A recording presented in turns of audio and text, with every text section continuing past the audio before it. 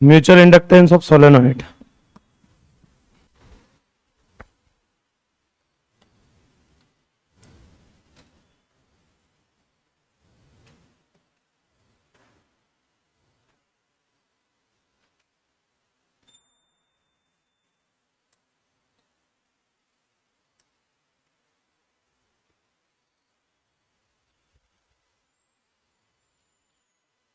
कल का पार्ट एक बार रिवाइज कर लें सब लोग।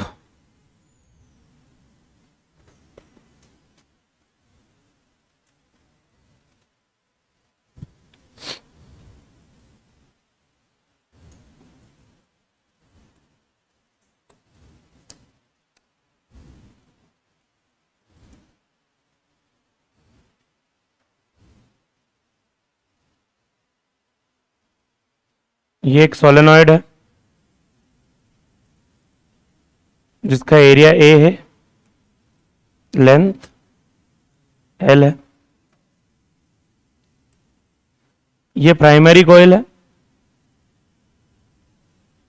जिसमें करंट फ्लो हो रही है I primary, number of turn N primary. फिर इसी के अंदर क्या रखी हुई है, एक सेकेंडरी कॉइल रखी हुई है जिसके नंबर ऑफ टर्न है एन सेकेंडरी। उसमें कोई करंट फ्लो नहीं हो रही होगी क्योंकि करंट हम किस में भेजते हैं, प्राइमरी में। Phi equal to M I, secondary का flux is equal to mutual inductance into current in primary coil. तो mutual inductance is equal to flux of secondary coil divided by current of primary coil. M is equal to 5/I। अब अगर हम बात करें तो बताओ flux कितना आएगा सेकेंडरी कॉइल का। फ्लक्स का फॉर्मूला एन बी है, नंबर ऑफ टर्न सेकेंडरी का, फील्ड प्राइमरी का, एरिया सोलेनोइड का। एरिया तो किसका लेना है, एरिया से तो कोई फर्क पड़ता नहीं क्योंकि एरिया तो दोनों का क्या आएगा, मतलब सोलेनोइड का एरिया ही एरिया लेकर चलना है। डिवाइडेड बाय क्या लिखेंगे बताओ, current in primary coil N S. बताओ जरा मैग्नेटिक फील्ड कितनी होगी प्राइमरी कॉइल की वजह से, mu naught N P I, P into area of solenoid. Mu naught N I, लेकिन number of turn per unit length किसके लेना पड़ेंगे आपको, जी। डिवाइडेड बाय क्या लिखोगे, आईपी। आईपी से आईपी कैंसल, तो म्यूचुअल इंडक्टेंस की जो वैल्यू है वो कितनी हो गई, mu naught number of turn secondary, number of turn per unit length primary into area. अब लेंथ से ऊपर लेंथ से नीचे मल्टीप्लाई कर सकते हो आप, तो ऊपर एरिया इंटू लेंथ क्या बन जाएगा, वॉल्यूम।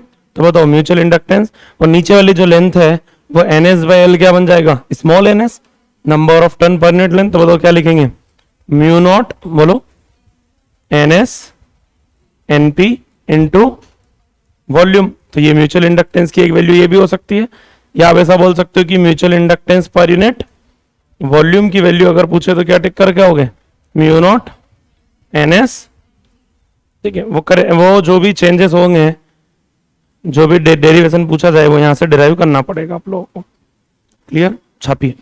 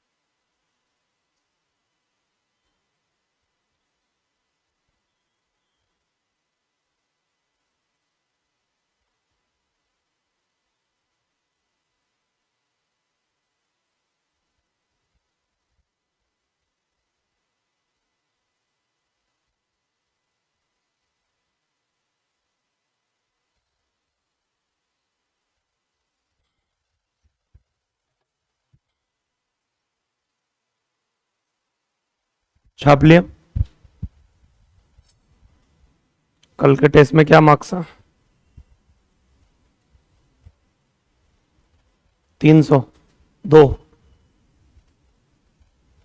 बाकी और 300 प्लस और कोई? 280 से 300 के बीच में 280, 250 से 280 के बीच 250, 50,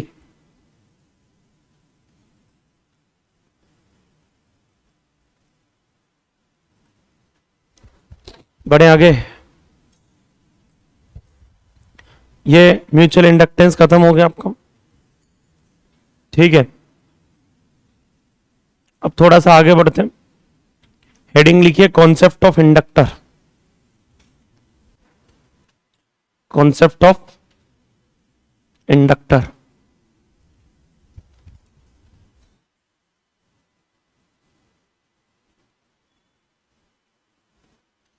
कॉन्सेप्ट ऑफ इंडक्टर समझते हैं कि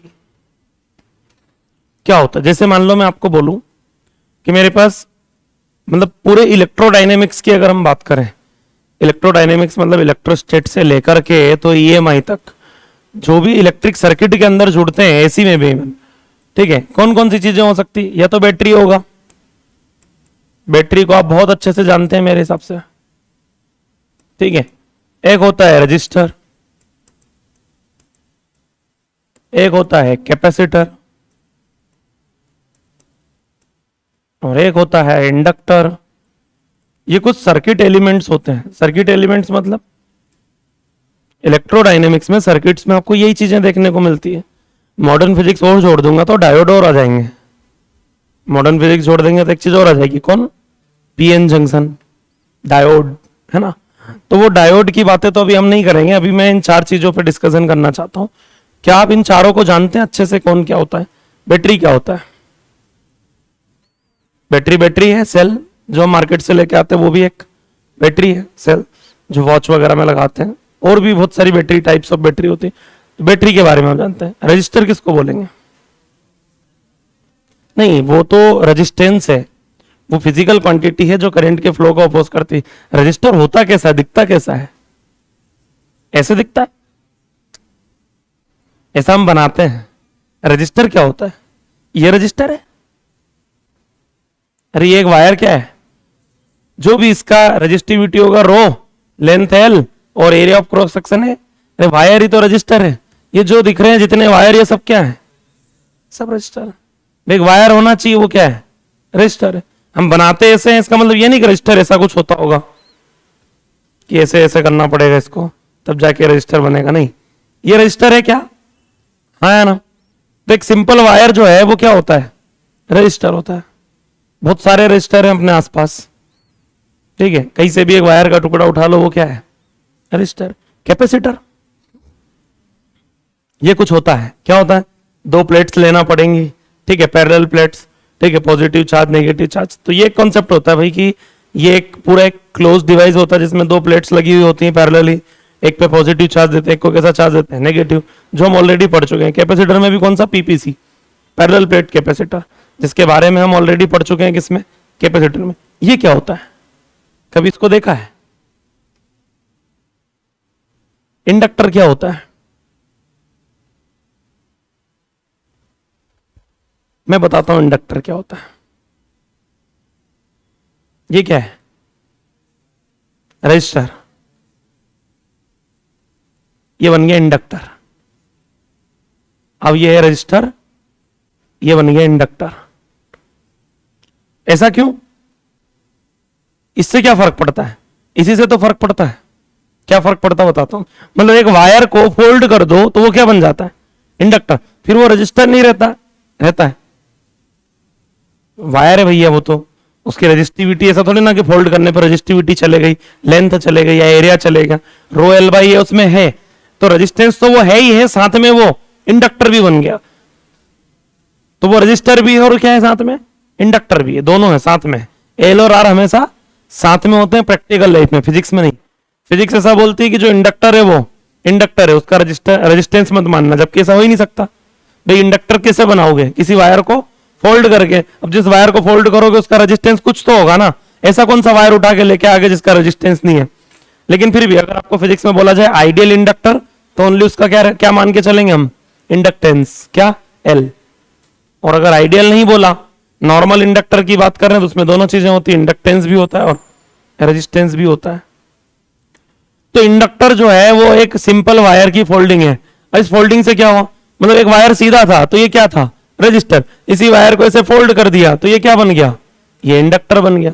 यही वायर इंडक्टर बनाने के लिए बहुत ज्यादा, मतलब कैपेसिटर से भी सिंपल स्ट्रक्चर है किसका? इंडक्टर का। कैपेसिटर में फिर भी दो प्लेट लगती है, पैरेलल प्लेट लेके आना, ये सारे झंझट। इसमें तो कुछ नहीं करना है, एक वायर को फोल्ड करना है। स्प्रिंग क्या है? इंडक्टर। जो स्प्रिंग होता है वो क्या है? इंडक्टर है। वो इंडक्टर है, बस स्प्रिंग का एक टुकड़ा काट के लिया, वो इंडक्टर है। ऐसा क्यों? ऐसा इसलिए कि जब देखिए इसमें हम जब करंट भेजेंगे, करंट, तो जब करंट ऐसे जाएगा और जब करंट घूमेगा घूमेगा घूमेगा तो करंट फ्लो होगा कॉइल में। अब जब कॉइल में करंट फ्लो होता है तो उसकी क्या आ जाती है? Magnetic field. यहां पे इसके अंदर क्या आ जाएगी? इसकी मैग्नेटिक फील्ड। मैग्नेटिक फील्ड आएगी। जब करंट ऐसे घूमा तो उसकी जो फील्ड आई, उस फील्ड से उस कॉइल के अंदर क्या आ गया? Magnetic flux. क्या आ गया? मैग्नेटिक। यहां ऐसी कोई कॉन्सेप्ट ही नहीं है। जब ये सीधा वायर था तब फील्ड थी लेकिन सराउंडिंग में थी, वायर में थोड़ी ना थी। अब इसके फोल्ड होने से क्या हुआ? उसके अंदर ही फील्ड आ गई। फील्ड आ गई तो क्या आ गया? फ्लक्स आ गया। अब इस करंट को बढ़ाओ, आप इस करंट को बढ़ाओ, फील्ड बढ़ेगा। फील्ड बढ़ेगा तो फ्लक्स बढ़ेगा। फ्लक्स बढ़ेगा तो ईएमएफ इंड्यूस होगा।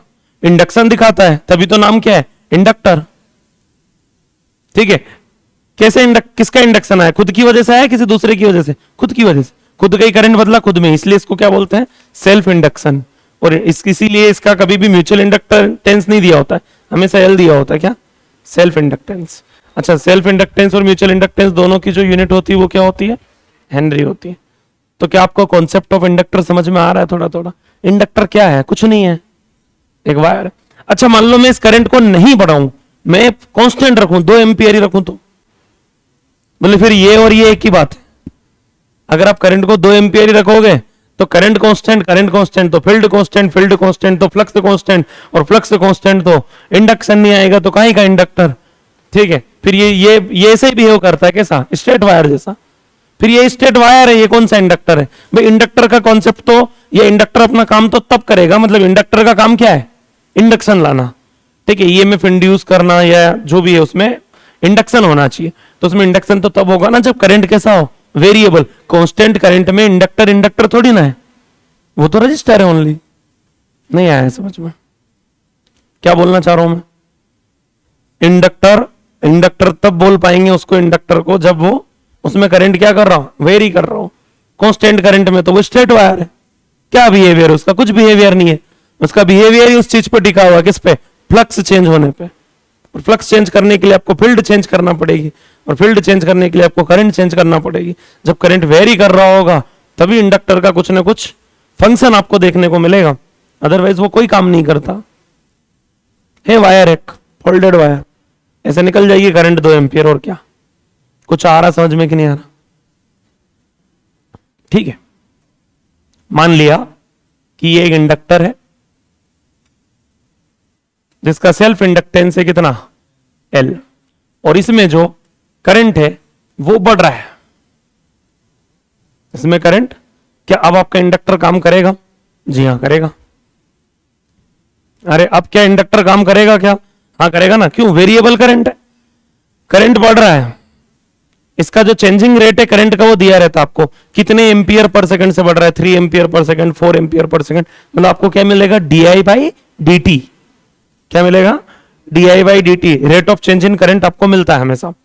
अच्छा एक बात बताइए कि जो ये इंडक्टर है जिसमें करंट बढ़ रहा है, करंट बढ़ेगा तो फील्ड बढ़ेगा, फील्ड बढ़ेगा तो फ्लक्स बढ़ेगा, फ्लक्स बढ़ेगा तो ईएमएफ इंड्यूस होगा। इंड्यूस्ड ईएमएफ उस रीजन का अपोज करेगा जिस रीजन से इंडक्शन आ रहा है। रीजन क्या है इंड्यूस होने का? करंट का बढ़ना। किसी करंट के बढ़ने का अपोज कैसे कर सकते हो? कम करके। कम करने के लिए आपको उसके ऑपोजिट करंट लगाना पड़ेगी, तो हमारा ये जो इंडक्टर है ये एक सेल बन जाता है। क्या बन जाता है? ये एक बैटरी बन जाता है ऐसे। इस बढ़ती हुई करंट का अपोज करने के लिए ये एक सेल बन जाता है इस करंट के ऑपोजिट। कितने वोल्ट का? कितने वोल्ट का? L D I by D T volt का। ये कब पढ़ाया? कल पढ़ाया। कल लिखवाया मैंने इंडक्टर का इंड्यूस्ड ईएमएफ प्राइमरी कॉइल का कितना लिखवाया? L D I by D T. याद है? Phi equal to L I लिखा था, और D phi by D T को क्या लिखते हैं? Induced EMF. तो उधर एल तो कांस्टेंट होता है, L D I by D T volt का क्या बन जाएगा? ये सेल बन जाएगा। मतलब इंडक्टर को अगर मैं इधर से इधर किसी सर्किट में क्रॉस करता हूं तो पोटेंशियल फॉल होगा या पोटेंशियल राइज होगा? पोटेंशियल बढ़ेगा, मतलब बढ़ेगा या कम होगा? नहीं नहीं नहीं, आप पॉजिटिव से नेगेटिव टर्मिनल पे जा रहे हो तो पोटेंशियल। तो क्या रजिस्टर की तरह इंडक्टर में भी करंट की डायरेक्शन में जाने पे पोटेंशियल कम होता है? ना। बोलो खुद ही बढ़ा रहे हो, खुद ही झूठला रहे हो। रजिस्टर की तरह इंडक्टर में भी करंट की डायरेक्शन में जाने पे पोटेंशियल कम होता है? बोले नहीं, ऐसा नहीं है। रजिस्टर में करंट की डायरेक्शन में जाने पे पोटेंशियल, इंडक्टर में करंट की डायरेक्शन में जाने पे पोटेंशियल कम हो ऐसा जरूरी नहीं है। ये इंक्रीजिंग करंट है। यही करंट अगर आपका डिक्रीज हो रहा होता तो, ये करंट अगर टाइम के रेस्पेक्ट में क्या हो रहा है अब? बोले करंट कम हो रहा है। करंट कम होगा तो फील्ड कम होगी, फील्ड कम होगा तो फ्लक्स कम होगा, फ्लक्स चेंज हुआ तो इंडक्शन आएगा, इंड्यूस्ड ईएमएफ उस रीजन का अपोज करेगा जिस रीजन से इंड्यूस हुआ है। इंडक्शन का रीजन है करंट का कम होना, और किसी के कम होने का अपोज कैसे कर सकते हैं? बढ़ा के, और उसको बढ़ाने के लिए आपको उसका सपोर्ट करना पड़ेगा, तो इंडक्टर एक सेल बन जाता है। कितने वोल्ट का? L D I by D T volt का। किधर? करंट के सपोर्ट में। इस बार इंडक्टर जो है वो ऐसा सेल बन जाता है। कितने वोल्ट का? L D I by D T volt का सेल बन जाता है करंट के। इस बार इंडक्टर को करंट के डायरेक्शन में जंप करोगे तो पोटेंशियल राइज होगा।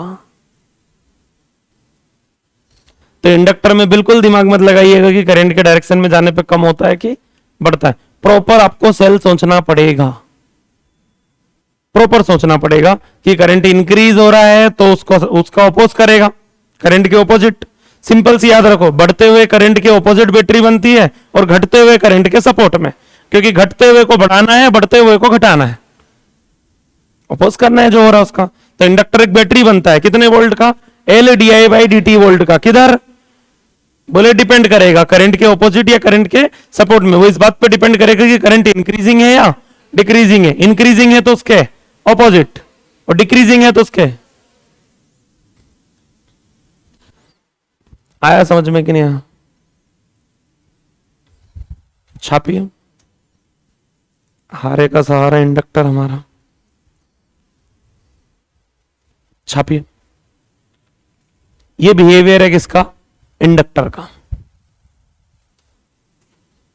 बाकी बैटरी और इनके तो जानते हैं आप लोग। बैटरी में पॉजिटिव से नेगेटिव में जाने पे क्या होता है? कम होता है। नेगेटिव टू पॉजिटिव जाने पे बढ़ता है। रजिस्टर में करंट के डायरेक्शन में जाने पे कम होता है, करंट के ऑपोजिट जाने पे बढ़ता है। जी जी।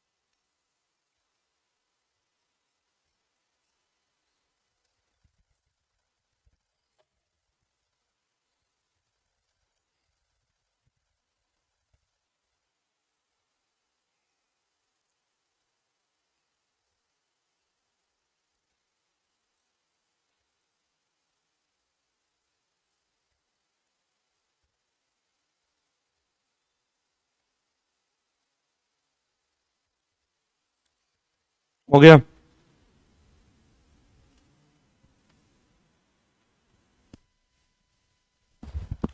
छाप लिया क्या?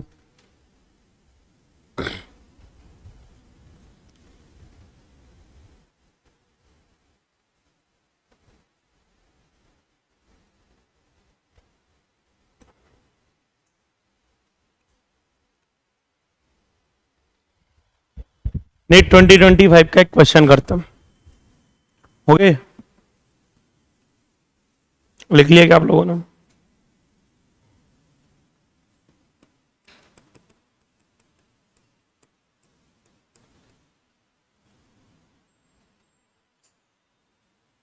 एक इंडक्टर है, एक बैटरी है 5 वोल्ट का, और एक रेजिस्टेंस है 2 ओम। यहां पॉइंट बी है, इधर पॉइंट ए है, इधर से करंट आ रहा है आई, और आई के बारे में थ्योरी में लिखा हुआ उन्होंने कि ये इंक्रीज हो रहा है। आई क्या हो रहा है? इंक्रीज हो रहा है, और इसका इंक्रीजिंग रेट भी उन्होंने दिया हुआ है कि ये 1 एम्पियर पर सेकंड से इंक्रीज हो रहा है। मतलब ये क्या मिल गया? 1 एम्पियर पर सेकंड आपको, D I by D T. और आपसे पूछा है calculate V A minus V B when current is 2 ampere. जब 2 एम्पियर का करंट है तब आपको V A minus V B का वैल्यू बताना है। अच्छा, करंट बढ़ रहा है, करंट बढ़ रहा है, बढ़ते हुए करंट का कैसे ओपोज करेगा इंडक्टर? तुरंत। समझदार बच्चों ने तुरंत इसको ऐसे बैटरी बना दिया था, करंट के ऑपोजिट। कितने वोल्ट का? L D I by D T. इसका एल दिया 1 हेनरी, इसका एल दिया है 1 हेनरी ना, डायग्राम में बना रखा 1 हेनरी। इसका एल डायग्राम में बना रखा उन्होंने 1 हेनरी। तो 1 और D I by D T भी कितना है? 1। मतलब 1 वोल्ट का ये सेल बन गया। कौन? इंडक्टर। बस खत्म हो गया क्वेश्चन। ए से चलना है, वी ए यहां पे, फॉल या राइज? फॉल। कितने वोल्ट का? -1। यहां पे फॉल कितना? -5। यहां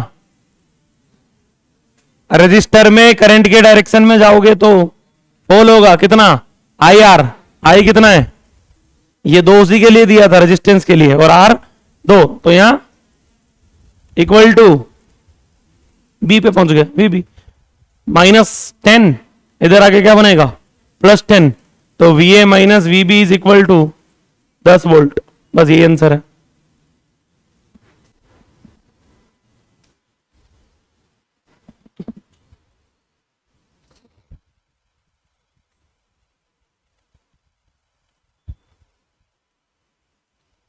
क्या हुआ?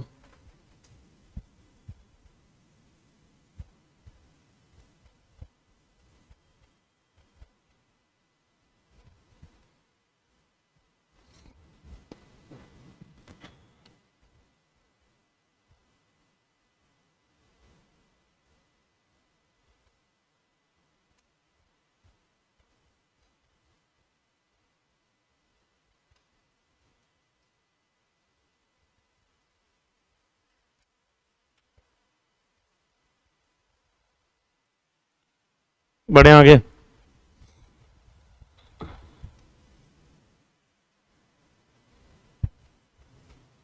हालांकि ये सेम क्वेश्चन अपने आगे टेस्ट सीरीज के पेपर में था, सेम, विदाउट डेटा चेंज। तो आंसर ही अब था, 2 को तो 10 वोल्ट।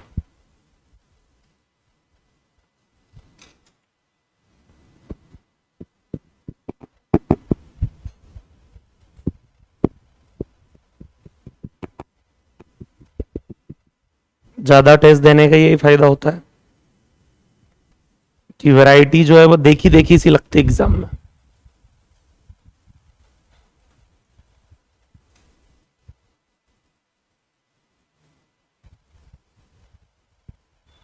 या तो फिर ज्यादा क्वेश्चंस लगा लो खुद से, जो तुम लोग करते नहीं हो,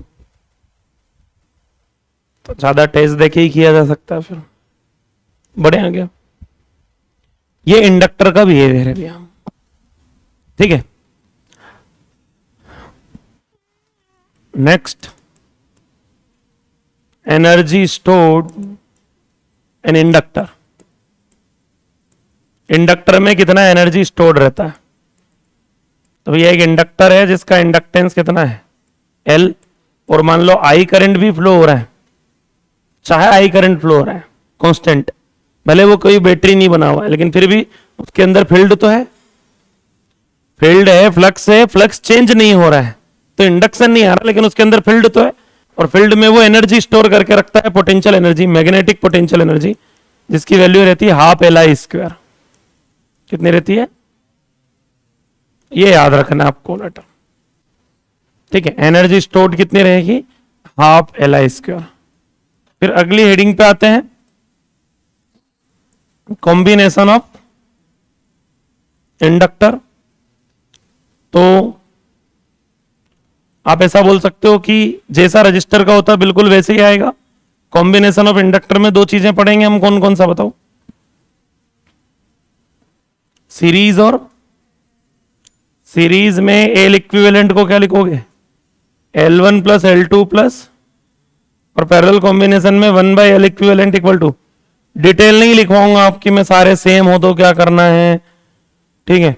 फिर मान लो दो हो तो प्रोडक्ट बाई सम, बड़े को छोटे से डिवाइड करो, वो सारे कॉन्सेप्ट तो आएंगे आएंगे, जो रजिस्टर में पढ़ा दिया वो इंडक्टर का कॉम्बिनेशन है, बिल्कुल सेम। इंडक्टर रजिस्टर कॉम्बिनेशन एक जैसे, तीन चीजें हो गई जिनका कॉम्बिनेशन एक जैसा है, इंडक्टर रजिस्टर और एक और कौन, करंट इलेक्ट्रिसिटी में टाइम, और पावर और कैपेसिटर का जो है वो इनका उल्टा है, एक और आएगा उल्टा, स्प्रिंग। 6 कॉम्बिनेशन है अपने सिलेबस में वैसे।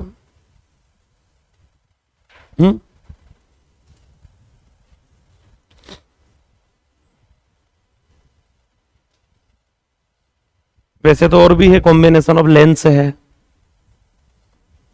अरे ऑप्टिक्स में।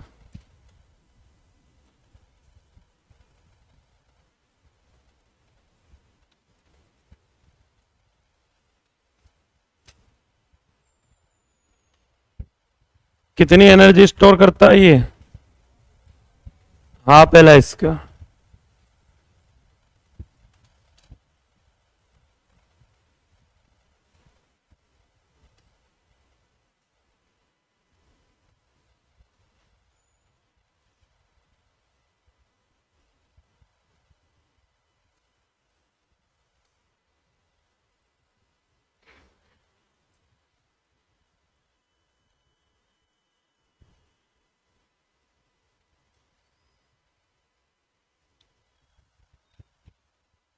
हो गया।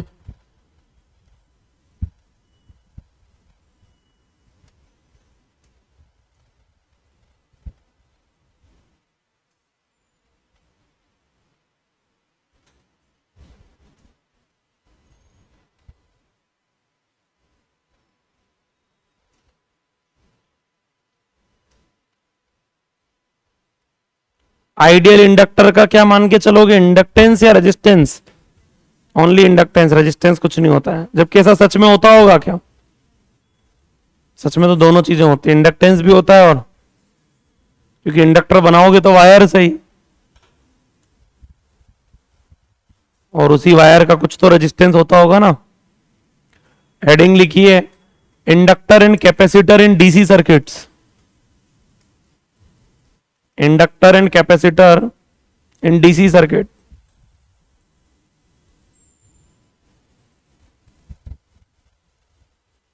इंडक्टर और कैपेसिटर दोनों के बारे में अब हम समझेंगे। क्या लिखा heading, inductor and capacitor in DC circuit. जैसे डीसी सर्किट में वैसे जनरली कौन जोड़े जाते हैं, register only, current electricity. DC circuit मतलब किस चैप्टर की बात चल रही है, करंट इलेक्ट्रिसिटी, तो वहां पे आप क्या जुड़े हुए देखते हैं बैटरी के साथ, रजिस्टर। बहुत रेयर है कि क्वेश्चंस में कैपेसिटर जुड़ा हो, इंडक्टर जुड़ा हो, वो चीजें बहुत रेयर होती है। तो अब हम वो समझ रहे हैं कि मान लो ये जुड़े हुए हो तो कैसे सोचना है सर्किट को, ठीक है, क्या कॉन्सेप्ट होता है, क्या क्या चीजें पूछी जाती है, उस पर 2-3 क्वेश्चंस भी मैं करवा दूंगा। तो ये दोनों जब जुड़ते हैं तो इनके बिहेवियर थोड़े से अजीब से होते हैं, वो समझना पड़ेगा, है ना। किसको किसको, इंडक्टर और कैपेसिटर, दो भाई, हाँ दोनों तबाही बोल सकते हो आप, एकदम डिफरेंट बिहेवियर है इनका। इंडक्टर और एक कौन, कैपेसिटर। इंडक्टर और कैपेसिटर क्या डिफरेंस है इनके बिहेवियर में वो समझते हैं। देखिए, आपने एक इंडक्टर लिया और इस इंडक्टर को एक बैटरी से जोड़ दिया जिसमें एक स्विच लगा हुआ है, ठीक है। यहां हम एक कैपेसिटर लेंगे, स्विच लगा हुआ है और एक बैटरी से जोड़ देंगे। अभी स्विच ऑफ है, दोनों स्विच ऑन करें, क्या होगा आपके हिसाब से? दोनों स्विच ऑन किया जाए तो क्या होगा आपके हिसाब से? देखिए भैया, कैपेसिटर जो होता है ना, कैपेसिटर अभी डिस्चार्ज कंडीशन में, उस पर कोई चार्ज नहीं है। आप जैसे ही स्विच ऑन करोगे उसको बैटरी मिल गई चार्ज होने के लिए, तो तुरंत चार्ज होता है। चार्ज होता है मतलब इस प्लेट पे पॉजिटिव चार्ज, इस प्लेट पे नेगेटिव चार्ज लाना पड़ेगा। पॉजिटिव टर्मिनल से जो जुड़ी इस पे कैसा चार्ज आएगा? पॉजिटिव। और इस पे कैसे आएगा ये चार्ज? एग्जैक्टली ये होता है कि इस प्लेट से इलेक्ट्रॉन निकालती है बैटरी और घुमा के इधर भेज देती है। जहां से इलेक्ट्रॉन निकलेंगे वहां क्या आ जाएगा? प्लस। घूम के इस प्लेट पे चले जाएंगे तो वो प्लेट क्या हो जाएगी? नेगेटिव। आया नहीं ऐसा? तो बैटरी क्या करती है? एक प्लेट से इलेक्ट्रॉन उठा के दूसरी प्लेट पे भेज देती है। मतलब इलेक्ट्रॉन चलते हैं और इलेक्ट्रॉन जिधर चलते हैं उसके ऑपोजिट क्या फ्लो होती है? आपने तो बोला था जिस ब्रांच में कैपेसिटर जुड़ा उसमें करंट फ्लो नहीं होती।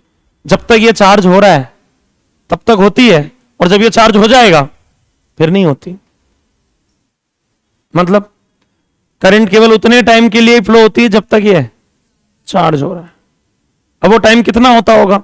10 मिनट, 5 मिनट, 2 दिन, 4 दिन, 1 सेकंड भी नहीं होता मुश्किल से। मतलब कभी कभी तो मिली सेकंड, माइक्रो सेकंड में ही चार्ज हो जाता है कैपेसिटर तुरंत, ठीक है। ज्यादा 1 सेकंड, 2 सेकंड, बस इतने टाइम में तो ये चार्ज हो जाता है। बहुत कम टाइम लगता है इसको चार्ज होने में। बहुत बड़े अमाउंट की करंट अचानक से फ्लो होती है। जैसे आप कैपेसिटर में स्विच ऑन करेंगे, स्विच ऑन करते ही इस सर्किट में बहुत बड़ी करंट फ्लो होगी स्टार्टिंग में। क्यों? क्योंकि कैपेसिटर पूरी तरीके से डिस्चार्ज है। जैसे वो चार्ज हो जाएगा उसके बाद बस चार्ज का फ्लो रुक जाएगा। चार्ज का फ्लो रुक जाएगा तो करंट क्या हो जाएगी? 0। तो 2 चीजें पूछी जाती है हमसे। एक ये पूछा जाता है इनिशियली, एक क्या बोला जाता है? ये वर्ड यूज करते हैं तो कंफ्यूजन होता है। इनिशियली, या फिर इसके लिए फिजिक्स में एक टर्म होता है T is tending to 0। T is tending to 0 मतलब 0 टाइम पे। 0 टाइम पे मतलब जैसे ही स्विच ऑन किया उस टाइम पे आपका ये जो कैपेसिटर है ये 0 रेजिस्टेंस की तरह बिहेव करता है। कैसा बिहेव करता है? 0 रेजिस्टेंस। और रेजिस्टेंस जब जितना ज्यादा करंट उतनी कम, रेजिस्टेंस जितना कम करंट उतनी ज्यादा। तो कितना कम है? एकदम कम है, 0 है। कब? इनिशियली। तो बताओ क्या लिखोगे? Capacitor behave like 0 resistance. या आप ऐसा बोल सकते हो कि 0 रेजिस्टेंस का वायर अगर ऊपर जुड़ जाएगा तो बैटरी शॉर्ट सर्किट हो गई, ठीक है। ये सर्किट किस टाइप का बिहेव करता है? ये शॉर्ट सर्किट की तरह बिहेव करता है स्टार्टिंग में, तुरंत करंट फ्लो होगी बात। फिर कैपेसिटर चार्ज हो गया 1 सेकंड के बाद, उसके बाद मतलब थोड़े टाइम के बाद। तो क्या फिजिक्स में ऐसा बोला जाएगा थोड़े टाइम के बाद? क्या नहीं, फिजिक्स ऐसे बोलती है स्टेडी स्टेट। कंफ्यूजन क्रिएट करता था ये वर्ड बहुत आप लोगों को। स्टेडी स्टेट मतलब थोड़े टाइम के, जब कैपेसिटर चार्ज हो गया तब। या फिर इसको ऐसे भी बोलते हैं टी इज टेंडिंग टू। अब इनफाइनाइट का मतलब लोग ऐसा समझ लेते हैं कि 200-400 साल के बाद। तो टाइम इनफाइनाइट मतलब 1-2 सेकंड के बाद कैपेसिटर चार्ज हो गया, उसके बाद की बात चल रही है। चार्ज हो जाने के बाद आप जिस ब्रांच में कैपेसिटर जुड़ा उस ब्रांच में करंट भेज ही नहीं सकते। क्यों? क्योंकि उसको नहीं चाहिए अब और चार्ज हो चुका है वो चार्ज। बात समझ में आ रही क्या? तो वो ऐसा बिहेव करता है जैसे कि इनफाइनाइट रेजिस्टेंस हो। कैसा बिहेव करेगा? वो उस ब्रांच में करंट फ्लो, भाई रेजिस्टेंस इनफाइनाइट होगा तो current flow, capacitor behave like, बोलो, इनफाइनाइट रेजिस्टेंस। और इनफाइनाइट रेजिस्टेंस वाले सर्किट को ओपन सर्किट बोलते थे, तो ओपन सर्किट बन गया। इधर इधर कैपेसिटर का दूसरा भाई कौन? इंडक्टर। जैसे आप स्विच ऑन करोगे, जैसे आप स्विच ऑन करोगे तो करंट फ्लो होना चालू होगी। क्यों? क्योंकि ऊपर पूरा कंप्लीट एक क्लोज सर्किट है। बैटरी को तो ऐसा लग रहा ना कि क्लोज लूप है, स्विच ऑन करते ही क्या फ्लो करवाना है? करंट। अब जैसे ही करंट यहां से निकला, कहां से निकला? बैटरी से, और इंडक्टर के पास पहुंचा, इंडक्टर बोलेगा रुको। करंट अचानक से बढ़ गया, फील्ड था नहीं किसमें? इंडक्टर के अंदर। फील्ड नहीं था तो फ्लक्स नहीं था, और आपने अचानक से क्या ला दिया? मैग्नेटिक फील्ड और फ्लक्स ला दिया। तो अचानक से फ्लक्स बढ़ा, तो फ्लक्स बढ़ेगा तो ईएमएफ इंड्यूस होगा, ईएमएफ इंड्यूस होगा तो गुस्से में आके इंडक्टर आपके ऑपोजिट क्या बन जाएगा? एक बैटरी। कितने वोल्ट की बैटरी बन जाएगा? जितने वोल्ट की ये बैटरी है, LdI/dt वोल्ट की बनेगा, लेकिन वो इस बैटरी का अपोज कर देगा। किसका? जो नीचे बैटरी जुड़ी हुई है। बोले हम करंट फ्लो नहीं होने देंगे। फिर धीरे धीरे इंडक्टर का गुस्सा जैसे जैसे शांत होगा तो उसका वोल्टेज डाउन होगा और करंट की वैल्यू धीरे धीरे। तो इंडक्टर अचानक से करंट फ्लो नहीं होने देता है। किसके अंदर? खुद के अंदर। क्योंकि अचानक से अगर करंट जाएगा तो अचानक से फील्ड बदलेगी। ठीक है, करंट बहुत कम टाइम में अगर बढ़ गया तो di/dt का वैल्यू बहुत बड़ा आएगा। Rate of change in current बहुत जल्दी हो जाएगा ना। Rate of change in current क्या है? करंट कितना चेंज हुआ कितने टाइम में। बहुत कम टाइम में थोड़ी ना करंट बदल सकते हो आप। बहुत ही कम टाइम में अगर करंट बदल जाएगा, मान लो 0.001 सेकंड में आपने करंट बदल दिया, तो उधर वो 1000-2000 वोल्ट का की बैटरी बन जाएगा तुरंत। कौन? इंडक्टर। इतनी बड़ी बैटरी बनेगा कि इसको करंट फ्लो नहीं करने देगा। किसको? बैटरी को। फिर धीरे धीरे धीरे धीरे करंट बढ़ते जाएगा और इंडक्टर भी जो है वो कहां पहुंचेगा? स्टेडी स्टेट में। तो इसका जस्ट ऑपोजिट बिहेवियर दिखाता है ये। इनिशियली ये ना बहुत ज्यादा अपोज करता है किसका? करंट के फ्लो का। धीरे धीरे इसका अपोज ये डिक्रीज होते जाएगा और थोड़े टाइम के बाद में ये सीधे साधे वायर की तरह बिहेव करेगा, स्ट्रेट वायर बिहेव लाइक का। और ये current flow constant, DC current है, कांस्टेंट है, हो रही है फ्लो। फिर इसका बिहेवियर ही खत्म हो जाता है, ये सेल नहीं बनता फिर। क्यों? क्योंकि करंट क्या हो जाती थोड़े टाइम के बाद? बढ़ के कांस्टेंट हो जाती। करंट जब कांस्टेंट हो जाएगी तो इंडक्टर फिर एक वो स्ट्रेट वायर की तरह बिहेव करने लगता है। तो यहां पे क्या आएगा? अगर आपसे बोला जाए इनिशियली, इनिशियली या फिर t is tending to 0, बताओ। Inductor behave like infinite resistance, उल्टा है वो, जीरो रेजिस्टेंस की तरफ। उसको शुरुआत में करंट चाहिए, इसको शुरुआत में नहीं चाहिए, उसको बाद में नहीं चाहिए, बाद में बोल देता कि ठीक है। Inductor behave like infinite resistance, या आप क्या बोल सकते हो? कौन सा सर्किट? हाँ, या आप ऐसा बोल सकते हो कि मैं यही लिख दे रहा हूं, ओपन सर्किट। ठीक है। Second, steady state, steady state, या फिर क्या बोलेंगे? t is tending to infinite, inductor behave like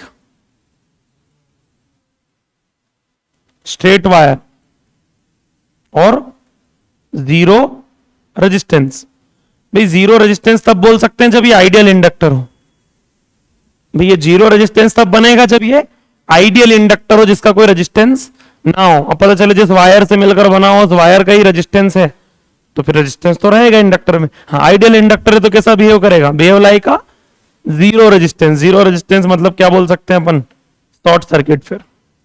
लेकिन यह टर्म्स एंड कंडीशन है, इंडक्टर कैसा होना चाहिए? आइडियल इंडक्टर होना चाहिए। छापिए राशि।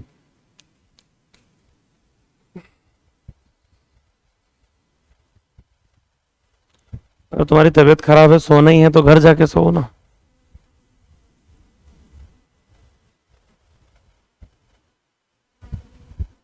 हाँ, तो मैं वही बोल रहा हूं कि जो भी प्रॉब्लम है तो घर जाके सो, यहां सोने से क्या होगा ना, तो तुमको समझ। आज किसमें? केमिस्ट्री में? केमिस्ट्री में नया चैप्टर है क्या आज? ठीक है।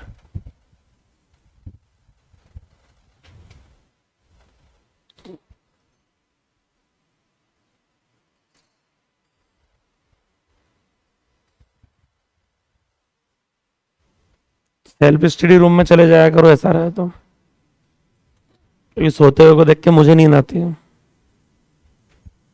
मैं सो गया तो फिर दिक्कत हो जाएगी।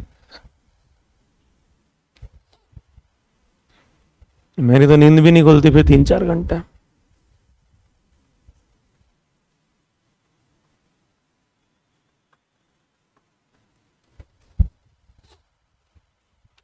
बाकी बच्चों को भी नींद आती है सोते हुए देख के। हम्म।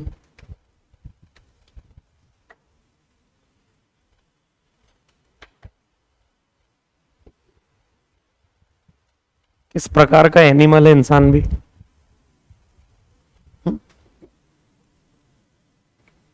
अपन सब अभी सो के आए हैं घर से थोड़ी देर पहले, मतलब, और सब बोल रहे हैं हाँ नींद आ रही है।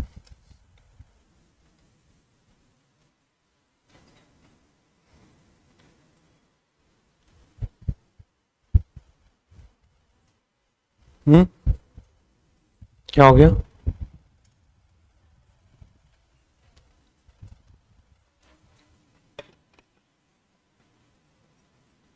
ज्यादा सोने में क्या दिक्कत है? अच्छा ऐसा? मेरी तो कभी नहीं हुई।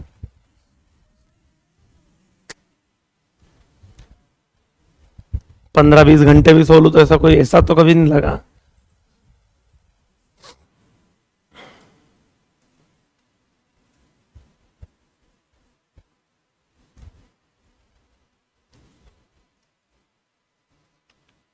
दो चाय और एक एप्पल अगर आप मुझे देते रहे तो मैं 8 दिन सो सकता हूँ कंटिन्यू। सो के उठूं, खा के फिर सो जाऊं।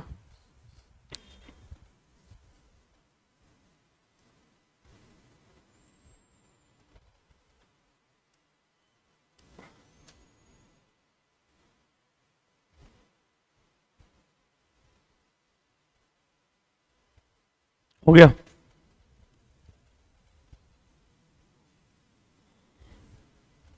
लिखते रहे आप, मेरी बातों पे ध्यान ना दें। ध्यान देने वाली बातें खत्म हो गई, क्योंकि जब ये समझा रहा था तब ध्यान देना चाहिए था।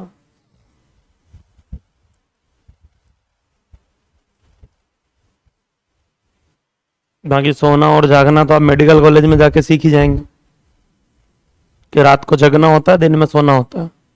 अभी आप गलत कर रहे हैं। जब मेडिकल कॉलेज में जाएंगे तब सही शेड्यूल आएगा आपका, कि सुबह सुबह 5 बजे जगना नहीं होता, सोना होता है।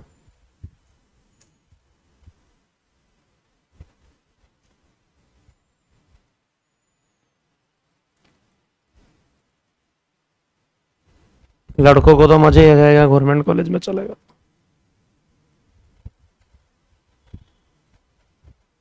जूते पहन के सोते हैं बेचारे आधे से ज्यादा तो, जूते और फॉर्मल। क्योंकि अगर क्या है ना कि उधर एक रूल होता है कि सीनियर कोई है और वो जग रहा है, और उसने अगर आपको 5 मिनट के अंदर बुलाया हॉस्टल में, मतलब कहीं भी, तो आपको फॉर्मल और जूते पहन के 5 मिनट के अंदर पहुंचना है। अगर आप डिले हो गए तो फिर दिक्कत। बेचारे नए नए बच्चे जो जाते हैं फर्स्ट ईयर में, वो फॉर्मल और शूज पहन के ही सोते हैं, क्योंकि डेली किसी ने कोई ना कोई सीनियर तो डेली जगता ही है। अब 200-400 सीनियर है, पता नहीं कौन जग रहा है, कहाँ घूमने गया हुआ है। रात को 4 बजे आया, फोन लगा दिया कि सारे जूनियर अभी चाहिए, उठ के जाओ वापिस दौड़ के। गवर्नमेंट मेडिकल कॉलेज के हॉस्टल में बहुत प्रॉब्लम है। प्राइवेट में रैगिंग थोड़ा कम होती है।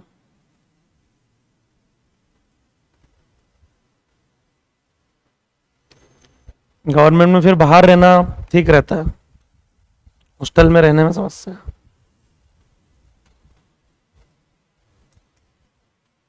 मारते भी हैं, चाटे भी पड़ते हैं।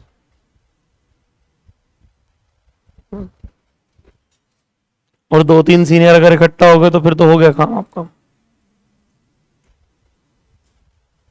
हो गया। रीवा के कॉलेज का एक इंसिडेंट सुनाता हूं मैं आप लोगों को।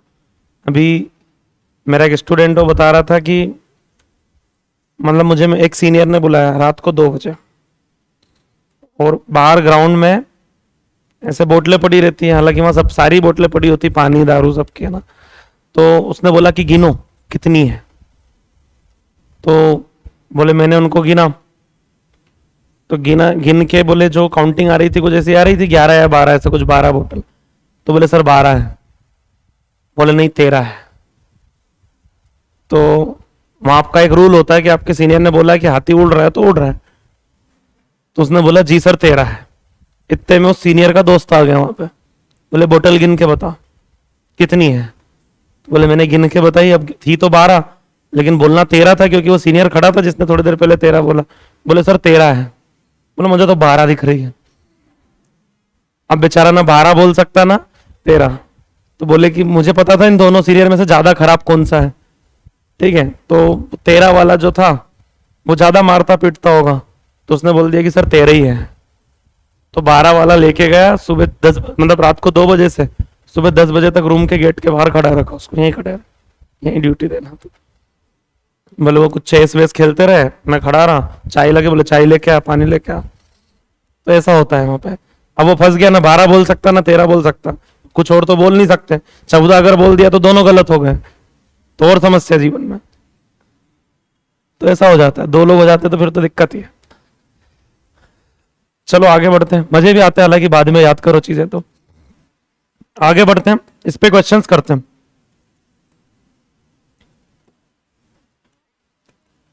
इस पे क्वेश्चंस इस टाइप से आएंगे कि जैसे लाइक ये इंडक्टर है, ये 4 ओम का वायर है,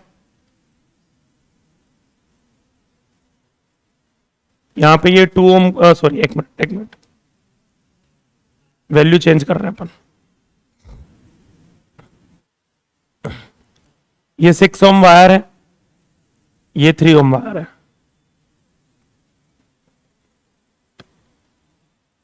और 12 वोल्ट की बैटरी है, और यहां एक स्विच लगा हुआ है, ठीक है। और यहां लगा हुआ है कनेक्ट एमीटर। तो आपको बताना है रीडिंग ऑफ अमीटर एट, पहला क्वेश्चन, टी स्टैंडिंग टू 0 मतलब initially, and steady state T tending to infinite. दोनों केस में आपको इसकी रीडिंग बताना है, किसकी, एमीटर की। क्या रीड कर रहा होगा ये, स्विच ऑन करने के बाद में इनिशियल रीडिंग क्या होगा और फाइनल रीडिंग क्या होगा।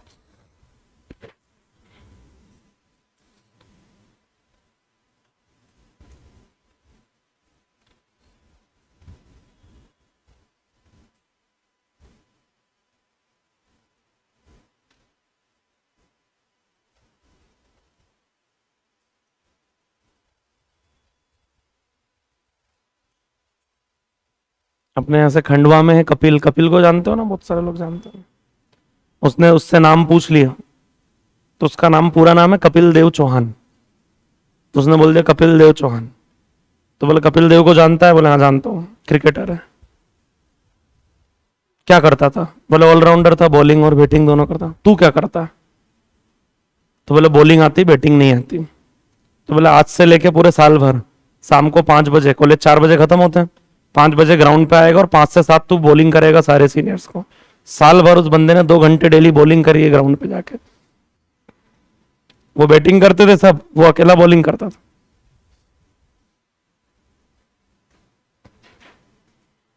तो ऐसी रैगिंग होती है वहां पे। बहुत सारे बच्चे ऐसे रहते हैं जो छूट जाते हैं साल भर, सीनियर कुछ पूछते नहीं उनसे, बट फिर सपोर्ट भी उसी को मिलता है सबसे ज्यादा जिसकी वो रैगिंग लेता है। क्या गर्ल्स में भी होता है, गवर्नमेंट मेडिकल कॉलेज के हॉस्टल में तो गर्ल्स में भी रैगिंग होती है, थप्पड़ तो लड़कियों को भी पड़ते हैं। हाँ जी बोलिए। पहला 4 एम्पियर, दूसरा 24 एम्पियर,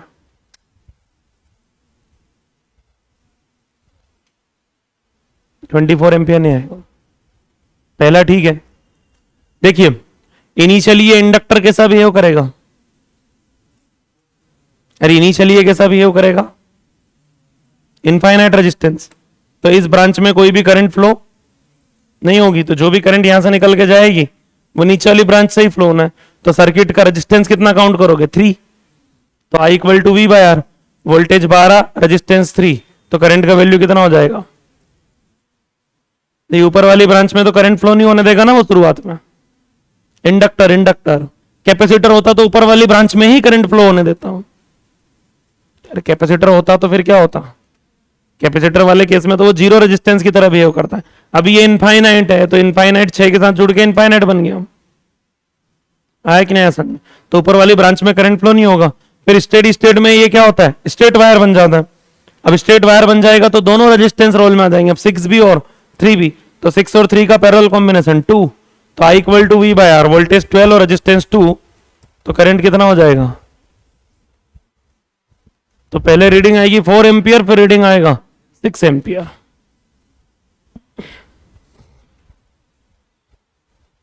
शुरुआत में वो इनफाइनाइट रेजिस्टेंस रहेगा, बाद में वो जीरो रेजिस्टेंस बन जाएगा।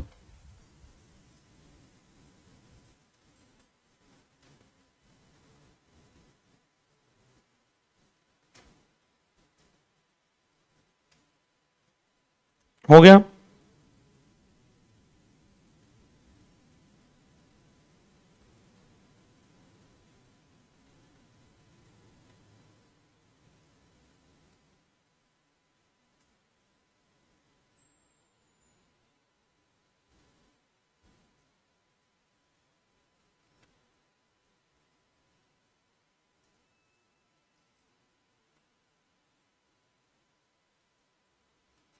आगे बढ़े और कुछ क्वेश्चंस करते हैं।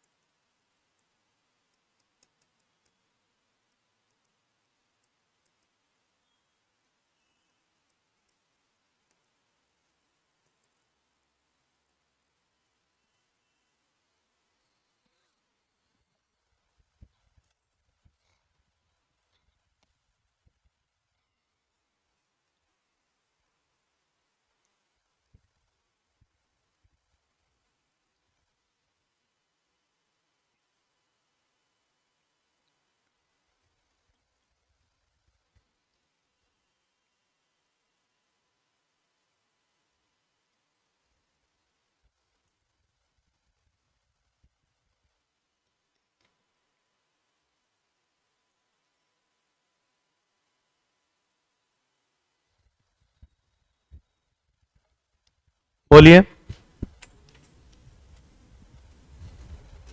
A1 A2 और A3 का रीडिंग बताना आपको। A3 का 0 आएगा, A1 और A2 का 2 एम्पियर आएगा, सही है। सेकंड केस में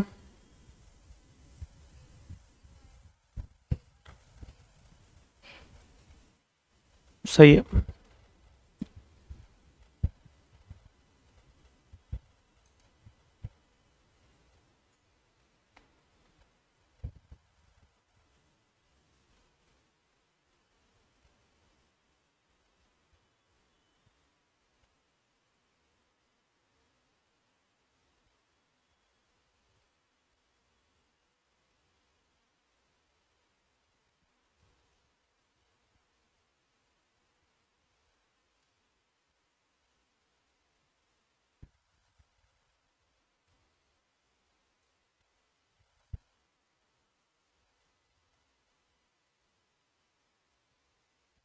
कोलिबियम देखिए इनिशियली ये कैसा बिहेव करेगा,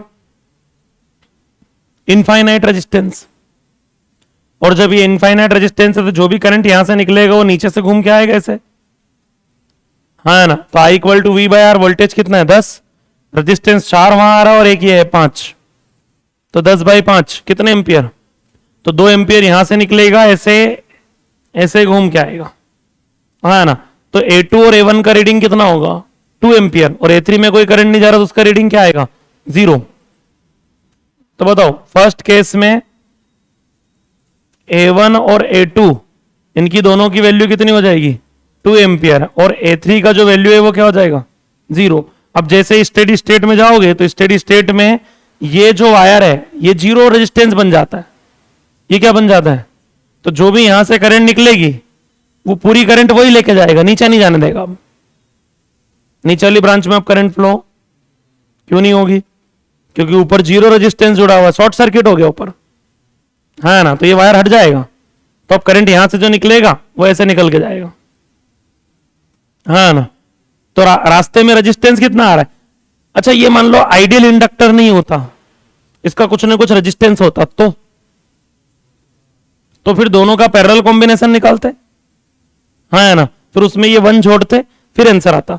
ये आइडियल हो या फिर ये आइडियल होता इसके सीरीज में या वायर जुड़ा होता तो भी फिर दोनों में से करंट जाता, क्यों, क्योंकि फिर ये एकदम 0 नहीं है ना भाई, पूरा करंट ये तब लेके जाएगा जब ये एकदम 0 ही हो जाए। मान लो यहां 2 ओम का वायर जुड़ा होता तो फिर 2 और 4 का पैरेलल कॉम्बिनेशन निकालते और फिर आंसर आता। फिर मतलब ऐसा नहीं कि करंट पूरा ऊपर से जाएगा, क्यों भाई 2 से जाएगा तो 4 से क्यों नहीं जाएगा, लेकिन अभी हम बोल सकते हैं कि भाई 0 से जाएगा क्योंकि वो 0 है, पूरा करंट लेके जाएगा, अभी वो 0 है, आइडियल इंडक्टर मान के चल रहे हैं अभी हम, समझ में आया क्या। तो पूरा करंट जो है वो यहां से निकलेगा ऊपर से घूम के इधर, तो I equal to V by R, voltage कितना 10 और रास्ते में रेजिस्टेंस ये 1 आ रहा है ओनली, और तो कुछ भी नहीं आ रहा है, तो वी बाय आर 10/1 10 एम्पियर का करंट ऐसे फ्लो होगा, किसमें से A3 और A1 में से, और A2 क्या हो जाएगा 0। तो सेकंड केस में A1 और A3 ये दोनों कितने आएंगे 10 ampere, and A2 is equal to 0।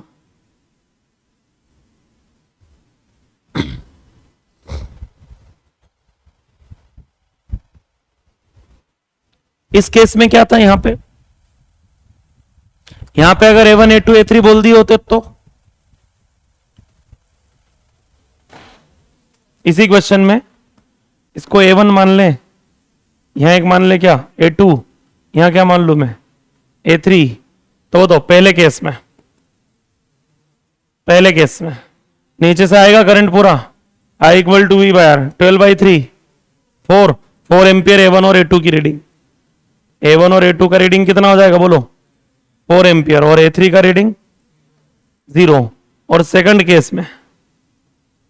Case में ये 0 बन जाएगा ये वाला रेजिस्टेंस, तो 6 और 3 2 तो टोटल करंट कितना equal to V by 6 ampere, 6 ampere यहां से निकलेगा। अब 6 एम्पियर 3 और 6 के इनवर्स रेशियो में डिवाइड होगा, और डिवाइड होगा तो रीडिंग A3 भी आएगा A2 भी आएगा और A1 भी आएगा, यहां पे तीनों की रीडिंग। इस बार पूरा करंट इंडक्टर में से जाएगा क्या, नहीं, क्यों, क्योंकि वो इंडक्टर 0 रेजिस्टेंस नहीं है, इंडक्टर 0 है लेकिन उसके आगे कौन जुड़ा हुआ है 6, तो उस ब्रांच का रेजिस्टेंस 0 नहीं है कि वो पूरा करंट ही लेके चले जाए, पूरा करंट तब लेके जाएगी जब रेजिस्टेंस क्या हो जाए 0 हो जाए, तो फिर नीचे वाली ब्रांच किसी काम की नहीं, अभी 0 नहीं है। 6 3 2 टोटल करंट निकलेगा 6 एम्पियर, तो A1 का जो रीडिंग आ जाएगा वो कितना आ जाएगा 6 एम्पियर, फिर यहां पे डिवीजन आएगा 1:2 का रेशियो, तो इसको मिलेगा 2/3 ऑफ 6 मतलब 4 एम्पियर, और इसको 2 एम्पियर, ये 4 एम्पियर और ये 2 एम्पियर, समझ में आया क्या। तो A2 का रीडिंग कितना आ जाएगा 4 एम्पियर, A3 का रीडिंग कितना आ जाएगा 2 एम्पियर, A1 का रीडिंग कितना आ जाएगा 6 एम्पियर, 0 किसी का नहीं होगा यहां पे। चाहो तो इस क्वेश्चन को आप इस थर्ड क्वेश्चन बना सकते हो आप, समझ में आ रहा है क्या चल रहा है।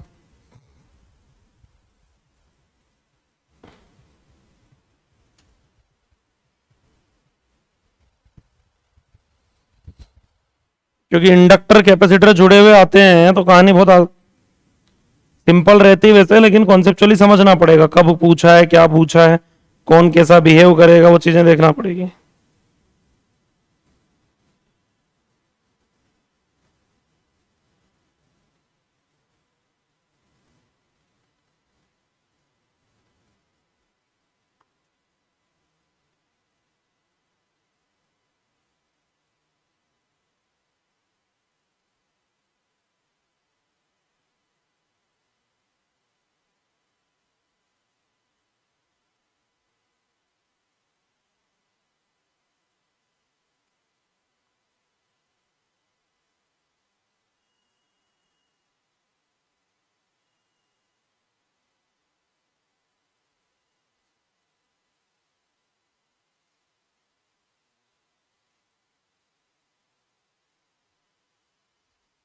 हो गया?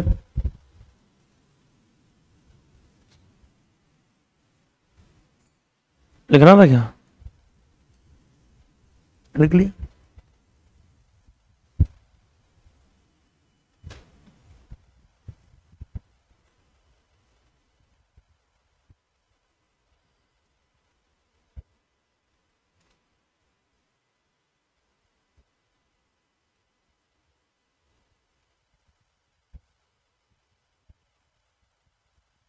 अगर बात करवा दी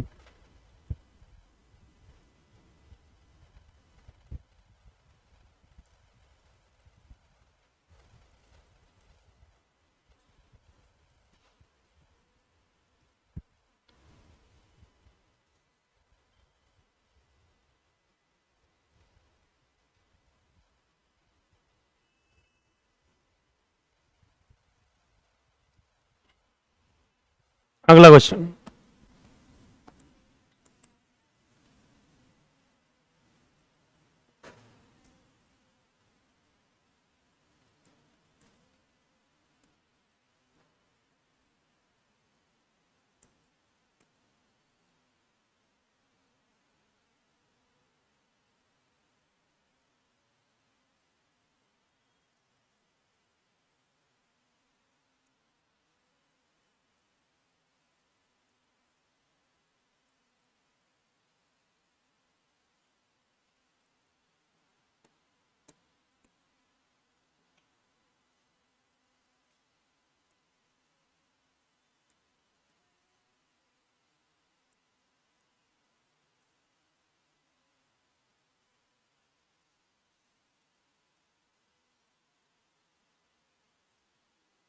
एक मिनट ना।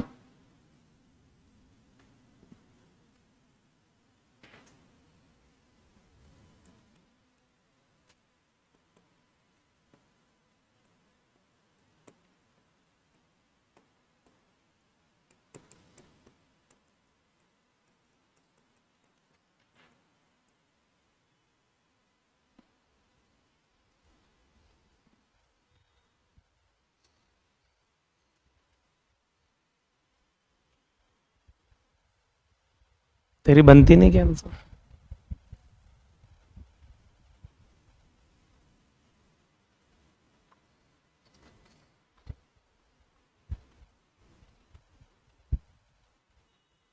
कभी कभी झगड़ा वगड़ा भी हो जाता था। ऐसा कुछ नहीं है।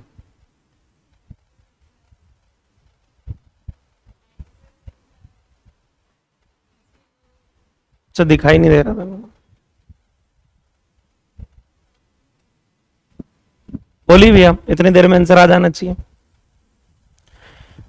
इनिशियली अगर हम बात करें तो वो इनफाइनाइट रेजिस्टेंस और ये नीचे वाली ब्रांच जीरो रेजिस्टेंस, तो कैपेसिटर की जगह पे जीरो रेजिस्टेंस मान लू मैं, तो I equal to V by R, voltage 15 है, नीचे वाली ब्रांच का रेजिस्टेंस मतलब उसका 2 और इसका 1 3 हो गया टोटल।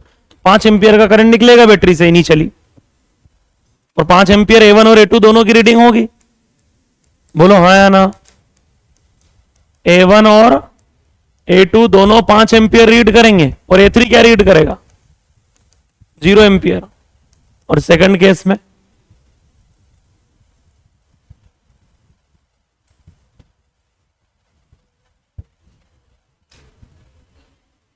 हाँ जी, सेकंड केस में ये इनफाइनाइट और वो जीरो, तो जो भी करंट निकलेगा वो ऊपर से घूम के आएगा, हाँ ना? मतलब स्टेडी स्टेट में अगर हम बात करें तो वोल्टेज 15 और रेजिस्टेंस 1, तो I equal to V by R. 15 ampere किसका? 1 और 3 का। तो A1 A3 15 ampere and A2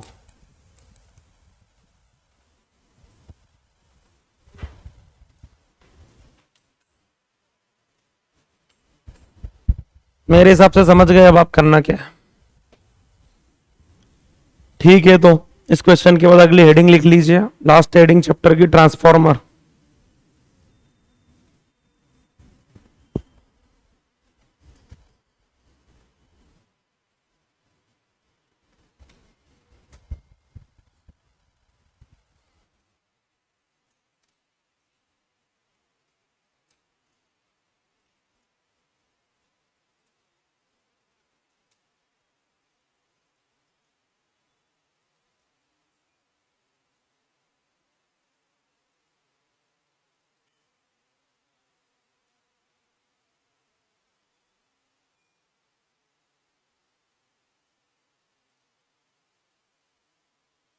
क्या लिखा है हेडिंग?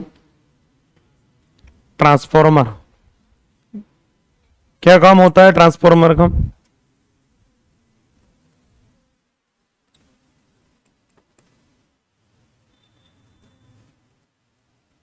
ट्रांसफॉर्मर का काम क्या है? क्या करता है ये? हाँ जी,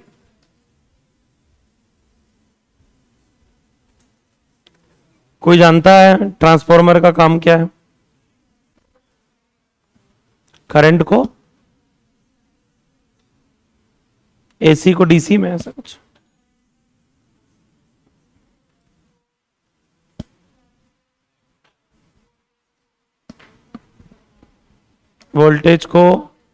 वोल्टेज को कम या ज्यादा करना हो तो ट्रांसफॉर्मर यूज करता है। ठीक है, ट्रांसफॉर्मर का यही काम है, वोल्टेज बढ़ाना या वोल्टेज तो कम करना तो बहुत आसान है। किसी भी चीज को बढ़ा कैसे पाएगा? क्या बना देता वोल्टेज?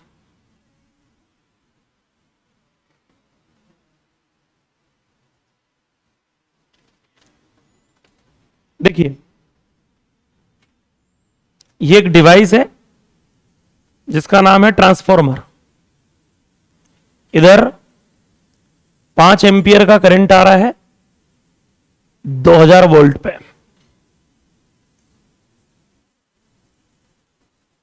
5 एम्पियर का करंट आ रहा है किस वोल्टेज पे? 2000 वोल्ट पे। तो पावर कितनी आ रही? पावर आई आर, मतलब sorry V I, voltage into current. बोलो, 5 into 2 10 kilowatt. 10 kilowatt कैसे लिख दिया मैंने? 5 इंटू 2 10 हो गया और 1000 को किलो लिख दिया। और पावर कैसे निकाली? Voltage into. ये पावर ट्रांसफॉर्मर के अंदर इंटर करती है और जब यहां से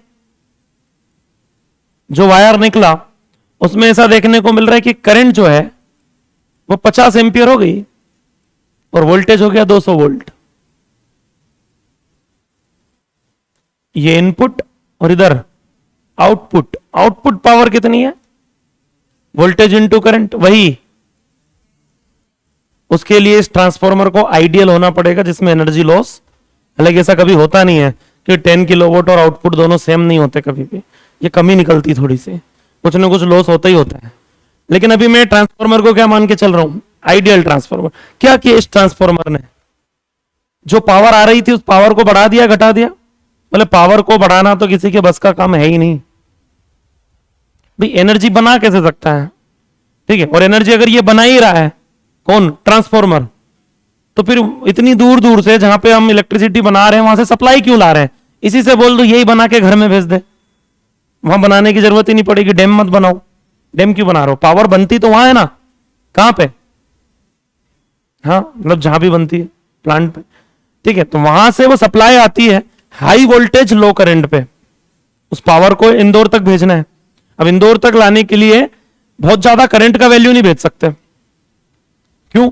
क्योंकि करंट के मैग्नेटिक इफेक्ट, मैग्नेटिक फील्ड, बहुत सारे लॉस बहुत होता है।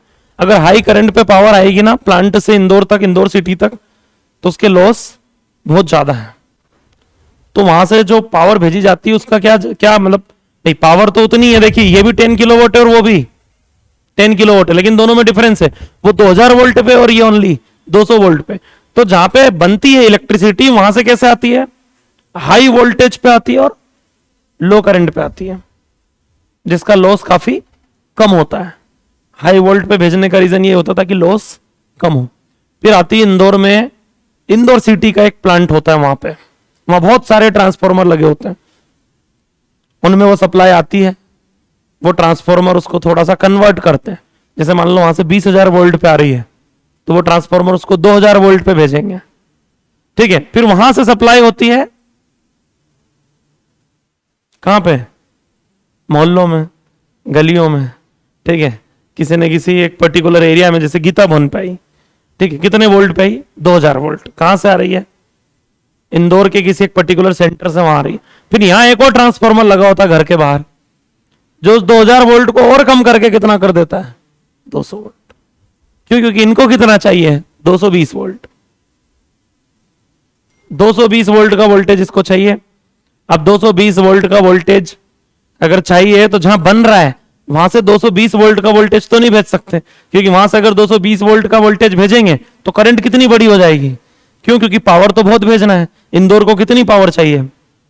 पूरे इंदौर में इलेक्ट्रिसिटी का कंजप्शन बहुत ज्यादा है, ठीक है। तो उतनी पावर अगर वहां से भेजना है तो 220 वोल्ट पे तो नहीं भेजी जा सकती, हजारों वोल्ट पे भेजना पड़ेगी, है ना।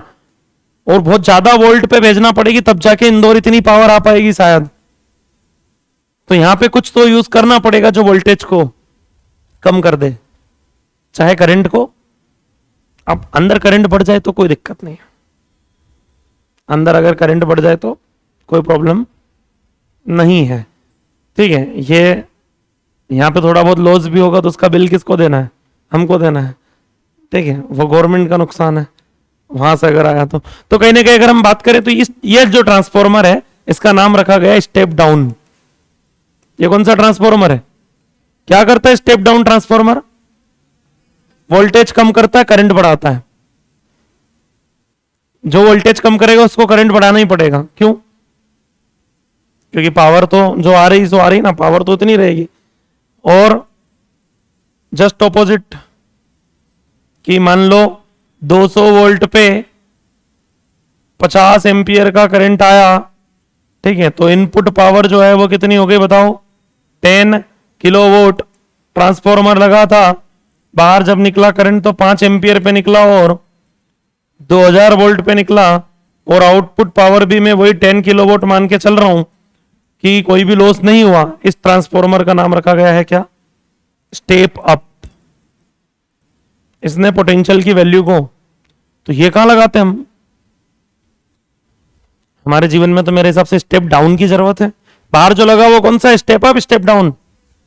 स्टेप डाउन लगा हुआ बाहर, तो फिर स्टेप अप क्यों बनाएंगे? लगता है टीवीओ में, टीवी वगैरह की जो प्लेट होती है उन पे लगे होते हैं। किसी को 2 वोल्ट चाहिए, किसी को 5 वोल्ट चाहिए, तो वोल्टेज बढ़ा देता है, करंट कम कर देता है। वोल्टेज बढ़ाने वाले ट्रांसफॉर्मर भी रिक्वायर्ड होते हैं, ऐसा नहीं कि नहीं होता। क्लियर है?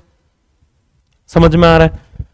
अब ये काम ये करता कैसे है, इस पे कल चर्चा करेंगे कि वोल्टेज बढ़ा कैसे देता है आखिर। ऐसा कैसे पॉसिबल है कि कोई वोल्टेज बढ़ा दे, ठीक है। ऐसा क्या अरेंजमेंट होता है इसके अंदर, इस पे कल हम डिस्कशन करेंगे। ये आप छाप के रखिए। कल अपनी हेडिंग ट्रांसफॉर्मर, कल अपना चैप्टर भी खत्म हो जाएगा। कल हम नया चैप्टर स्टार्ट भी कर लेंगे, मतलब कल तो नहीं कर पाएंगे, मंडे हो पाएगा तो।